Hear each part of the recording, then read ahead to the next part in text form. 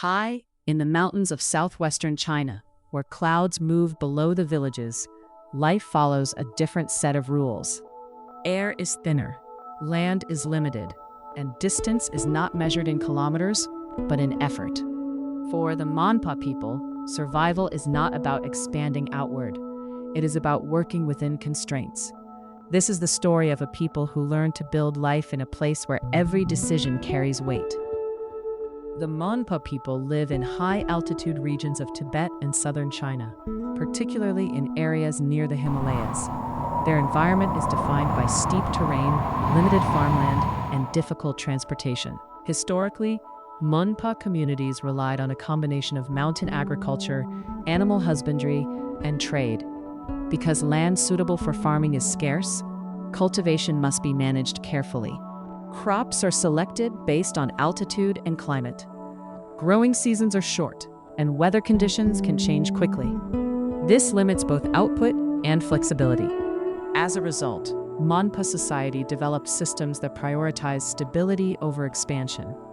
Decisions are often made conservatively, with attention to long-term outcomes. In this environment, culture is closely tied to managing constraints, not maximizing output, but avoiding failure. Farming at high altitude requires precision. Fields are often located on slopes or small terraces. Soil must be maintained carefully to prevent erosion. Water availability is limited and must be managed across seasons. Crops, such as barley and other cold-resistant plants, are commonly used. These crops are not chosen for high yield, but for reliability under harsh conditions. Timing is critical. Planting too early risks frost damage. Planting too late reduces harvest size. Farmers observe weather patterns and adjust accordingly. Labor is also structured carefully. Families coordinate planting, maintenance, and harvesting tasks. Because mistakes are difficult to correct, attention to detail becomes essential. Children learn through participation. They observe how adults evaluate land, choose crops, and respond to changing conditions. Over time, this builds a practical understanding of how to work within environmental limits. Transportation in mountainous regions is a major constraint. Steep paths and long distances make movement of goods difficult and time-consuming. In many cases, materials must be carried manually or transported by animals. This affects economic decisions. Heavy or low-value goods are less practical to move. As a result, production often focuses on items that can justify the cost of transport. Storage becomes important. Because resupply is not always immediate, families must maintain reserves of food and materials. Delays in transport can affect multiple aspects of life, from food availability to access to tools. Because of this, planning includes not only production, but also logistics.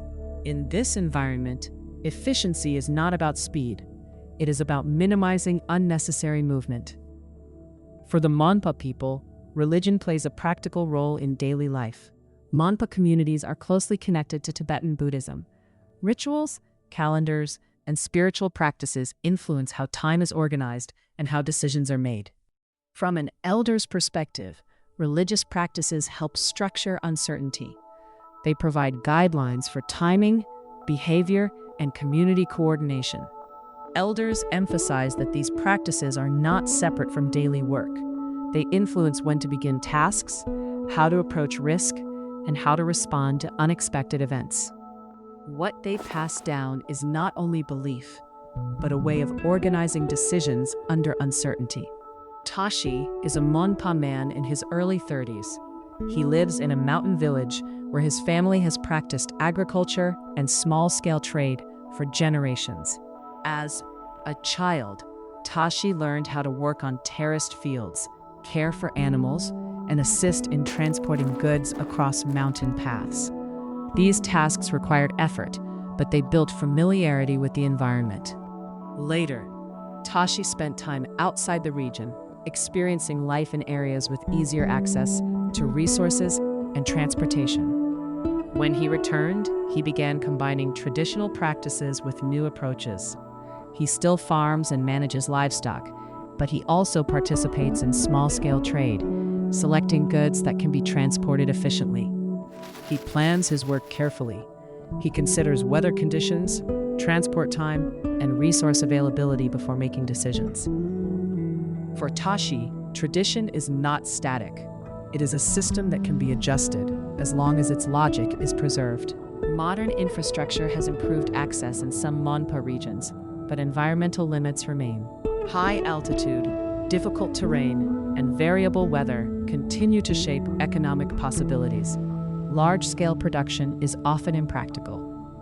Because of this, many Monpa communities focus on maintaining stable systems rather than expanding rapidly. Income is balanced across agriculture, animal husbandry, and selective trade. This reduces risk and allows adaptation to changing conditions. In this context, culture functions as a framework for managing limits, guiding how resources are used and how decisions are made. Above the clouds, life does not move quickly. For the Monpa people, survival is not about reaching further, but about working carefully within what is possible.